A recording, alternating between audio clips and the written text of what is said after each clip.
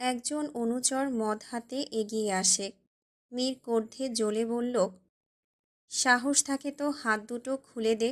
ভীতুর মতো বেঁধে রেখে বাহাদুরি দেখাচ্ছিস কেন?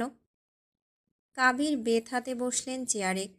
বললেন, অনেক বেশি কথা বলিস রে মীর। তোর তেজ অনেক। তেজ থাকবে না কেন?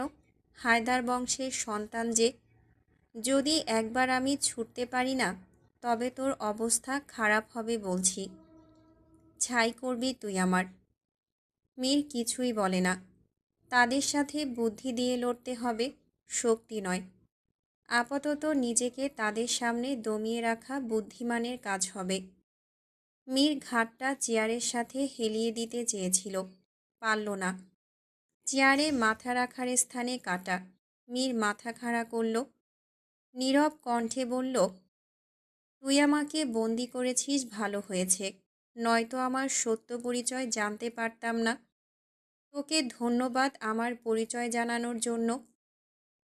এতটুকু বলে থেমে মীর কাবিরের দিকে হিংস্রতার সাথে তাকায়। মীরের চাহনির সাথে কাবির সুফিয়ানের চাহনির বর্ণনার সাথে মিল পেলেন যেন। সে গোপনে একবার ঢোক গিললেন।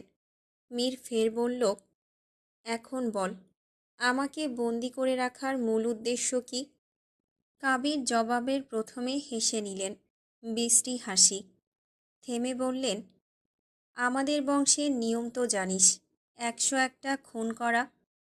এরকম করেই তো এত বছর পরেও ক্ষমতা টিকিয়ে রেখেছি।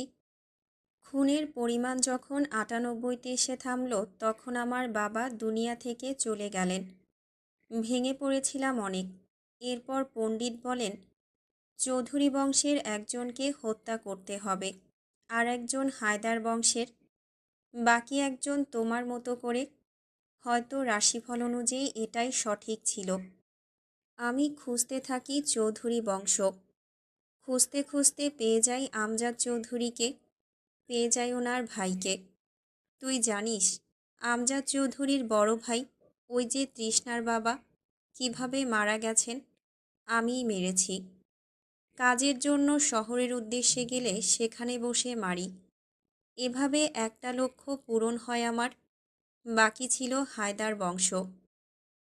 তোদের মধ্যে এখনও কেউ বেঁচে আছে কিনা সেটা জানা